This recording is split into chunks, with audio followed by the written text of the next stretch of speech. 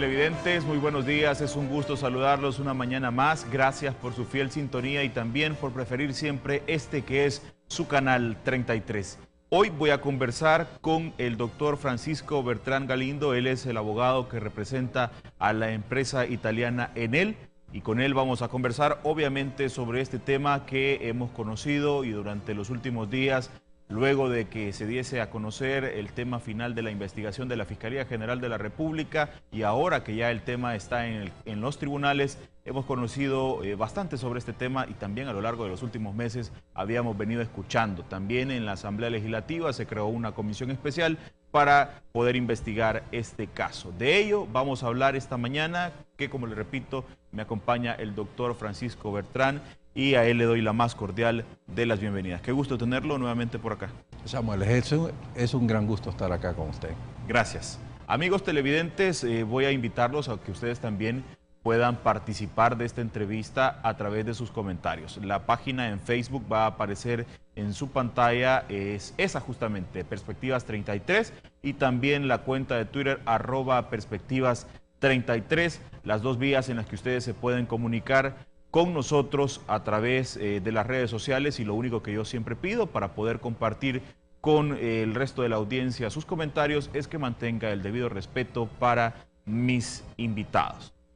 Bueno, ya el tema se encuentra en los tribunales, pero de todo esto me gustaría conocer en principio cómo desde la representación de la empresa se ve o se tiene la visión de lo que está ocurriendo, de la presentación que hiciera la Fiscalía General de la República y de todo el manejo que ha tenido el tema por las distintas autoridades. Bueno, creo que aquí me va a tocar hablar en los dos sentidos, como ciudadano salvadoreño y como abogado que represento también a Enel.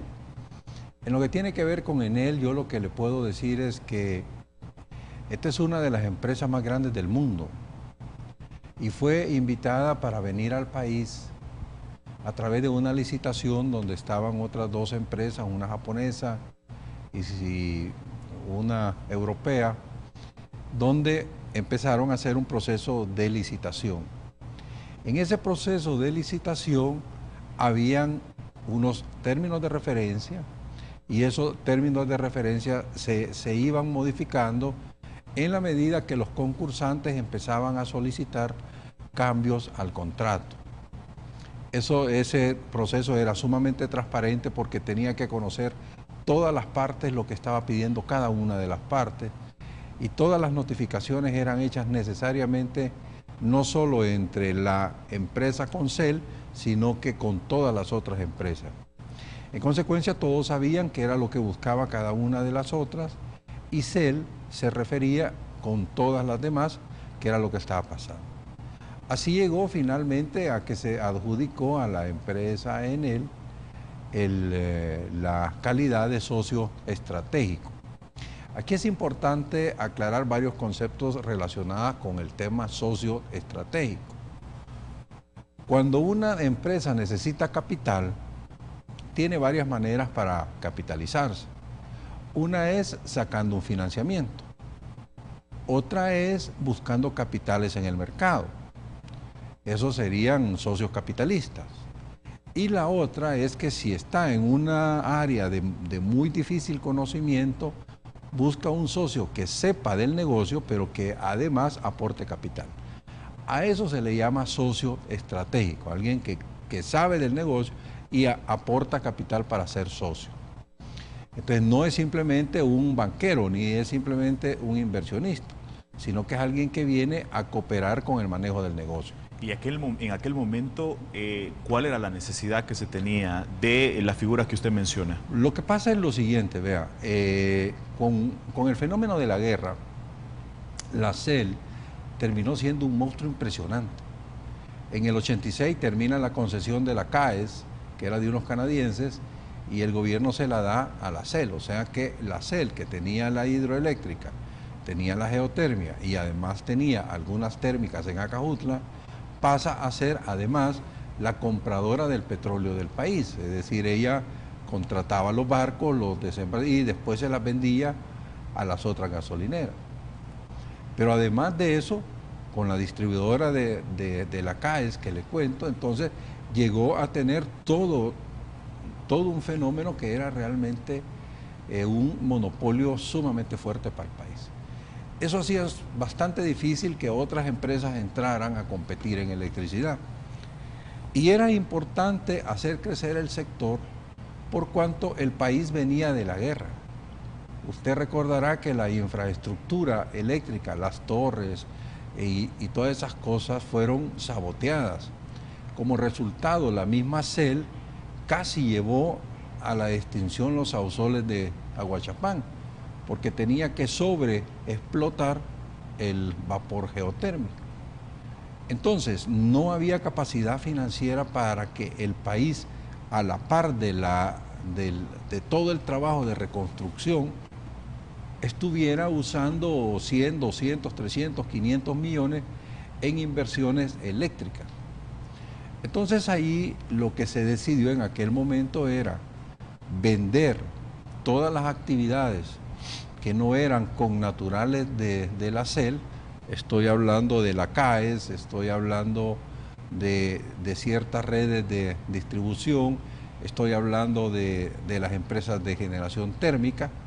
Todas esas se venden dentro del marco de una ley que se le llamó la Ley General de Electricidad, que es hecho en el 96. La CEL decide quedarse con dos negocios, la hidroeléctrica y la geotérmica. En el camino ha recuperado parte de los negocios térmicos y tiene algunos otros conceptos de distribución y cosas. Pero digamos, en aquel momento ese fue el propósito. Pero entonces cuando vio que necesitaba invertir para generar más energía geotérmica y reparar Aguachapán, resultó que estaba endeudada porque había pagado unos arbitrajes que le habían costado cerca de 100 y pico de millones. Entonces no tenía capacidad. El país tampoco tenía capacidad para endeudarse por sobre la capacidad que ya tenía para los otros proyectos. Entonces decidieron una solución intermedia, que es no vender la geotermia, sino, o sea, mantener el valor de las acciones que tenía la CEL, pero invitar a terceros privados a que invirtieran en la geotermia y en lugar de convertir eso en un crédito, lo convirtieran en acciones.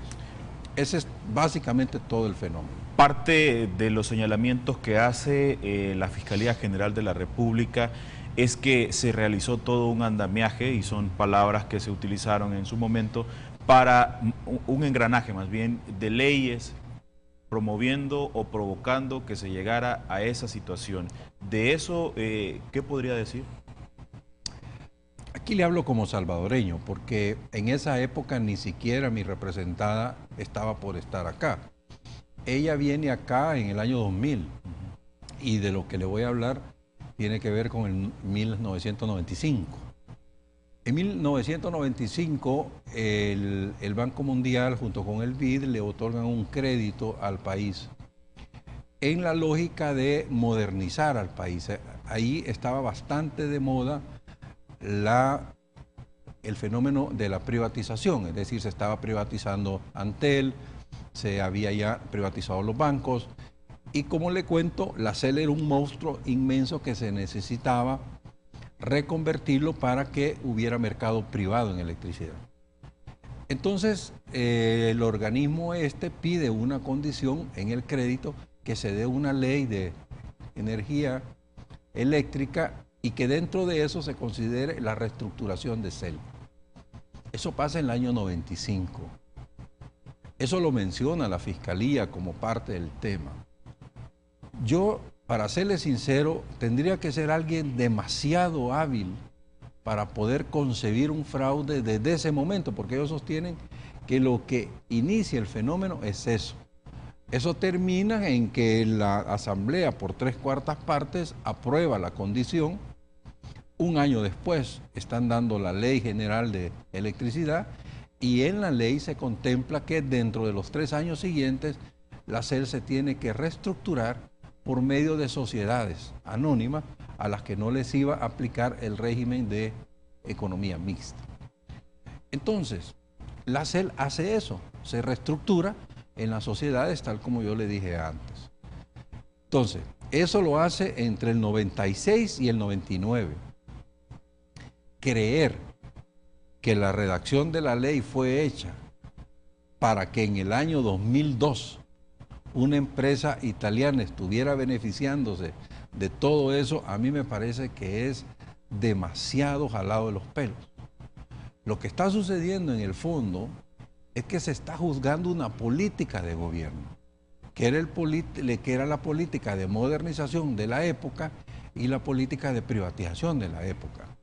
Yo le menciono a mis amigos que eso es como que ahora que se están dando reformas de ley para beneficiar las inversiones y los negocios de Alba Petróleo, de aquí a 2 años estemos juzgando como delincuentes al director de Aeronáutica Civil porque le dio el permiso a beca, al ministro de Educación por el vaso de leche, al ministro de Agricultura por los granos. Es decir, creo que sería verdaderamente un absurdo pensar que estos funcionarios diseñaron las reformas de leyes que se están hablando en este momento y que en consecuencia ellos son los grandes conspiradores dentro de 2 años. Creo que eso los funcionarios perfectamente comprenderán, que ellos lo que hacen es cumplir con la ley. Ahora, que los diputados le pongan chanfle a la ley y lo hagan por un motivo político, ellos tendrán que responder.